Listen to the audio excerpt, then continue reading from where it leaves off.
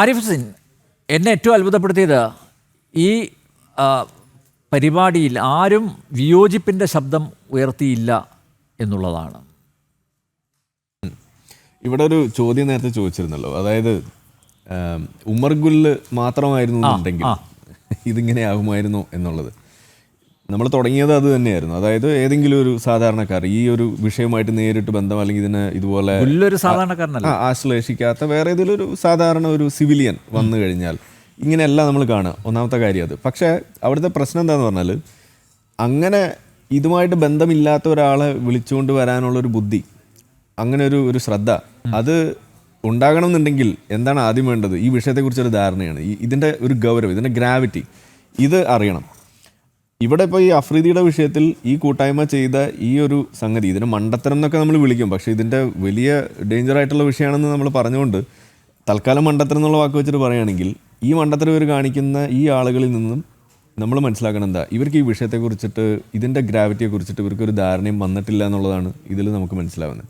ഇത് അവരെ കുറ്റം പറഞ്ഞിട്ടും കാര്യമുണ്ടോ എന്ന് ചോദിച്ചു കഴിഞ്ഞാൽ ഇല്ലയെന്നേ ഞാൻ പറയൂ. കാരണം എന്താണെന്ന് പറഞ്ഞു കഴിഞ്ഞാൽ, ഈ വിഷയം ആളുകളെ തെറ്റിദ്ധരിപ്പിക്കുന്ന കാര്യത്തിൽ ഇപ്പോൾ ഏറ്റവും ഇവിടെ റെജി നേരത്തെ സംസാരിച്ചു, ഇത് ദേശവിരുദ്ധത എന്നൊക്കെയുള്ള വാക്കുകൾ പറയുന്നുണ്ടായിരുന്നു. അപ്പോൾ ദേശവിരുദ്ധൻ എന്നുള്ള വാക്ക് ചില സമയങ്ങളിൽ കമ്മ്യൂണിസ്റ്റുകാർക്ക് വിളിക്കാം എന്നുള്ളതും കൂടിയാണ് നമ്മളിവിടെ കാണുന്നത്. നല്ല സന്തോഷം തോന്നി. എന്തായാലും ഇത് ആദ്യം പറഞ്ഞു പഠിപ്പിക്കേണ്ട ആരെയാണ്? സ്വരാജിനെയാണ്. ഈ വിഷയം ഉണ്ടായ സമയത്ത് ഈ പാകിസ്ഥാന് അനുകൂലമായ രീതിയിൽ ഈ ഒരു സൈനിക നടപടിയെ പോലും വിമർശിക്കുന്ന രീതിയിലേക്കൊക്കെ കൊണ്ടുവച്ച് ഇവിടെ ഈ വിഷയത്തെ വഴിതെറ്റിക്കുന്ന കാര്യത്തിൽ തുടക്കം തന്നെ നിന്നിട്ടുള്ളൊരു വ്യക്തി തന്നെയാണ് ഈ സ്വരാജിനെ പോലുള്ള ആളുകൾ. നമ്മൾ കണ്ടതാണ് ആ സ്റ്റേറ്റ്മെൻറ്റ്, വലിയ ചർച്ചയായിട്ടുള്ളത്. അപ്പോൾ ഞാൻ പറഞ്ഞു വന്നത് ഇത്രയേ ഉള്ളൂ.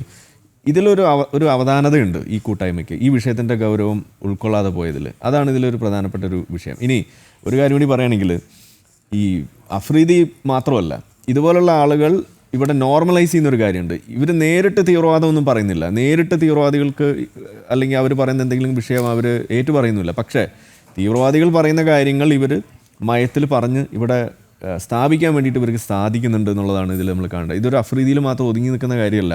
ഇൻസമാമുൽ ഹക്ക്, അതേപോലെ ഇപ്പോൾ ഷോയബ് അക്തറൊക്കെ പച്ചയ്ക്ക് പറഞ്ഞിട്ടുള്ളതാണ് ഈ ഗസ്വായ ഹിന്ദ് എന്ന് പറയും, ഇന്ത്യയെ പിടിക്കണം എന്ന് പറയുന്ന സാധനം. ഇതാരെങ്കിലും കേട്ടിട്ടുണ്ടോ? പക്ഷേ ഇനിയിപ്പോൾ ഒരു ഭാവിയിൽ മേ ബി ഇതുപോലെയുള്ള ആളുകളൊക്കെ ആയിരിക്കും വന്നിട്ട് പറയാൻ പോണത്.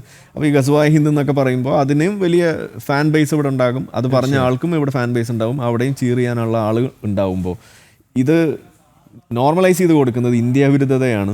അത് ഇന്ത്യക്കാർക്കിടയിൽ തന്നെ ഇത്തരത്തിലുള്ള ഒരു പ്രശ്നങ്ങൾക്ക് വഴിവെക്കുന്ന എല്ലാ ആളുകൾക്കുള്ള ഒരു താക്കീതായിട്ട് ഇത് മാറും. ഒരു ക്യുസാറ്റിലെ ഒരു വിഷയമായിട്ടോ അല്ലെങ്കിൽ അതിൽപ്പെട്ട ആളുകളുടെ വിഷയമായിട്ടോ മാത്രമല്ല, ഈ വിഷയത്തെ അതിൻ്റെ ഗൗരവത്തെ ഉൾക്കൊള്ളാത്ത സ്വരാജിനെ പോലെയുള്ള എല്ലാ ആളുകൾക്കും കൂടിയുള്ള ഒരു ഓർമ്മപ്പെടുത്തലും കൂടിയായിട്ട് വേണം ഇതിനെ കാണാമെന്നാണ് പറയാം.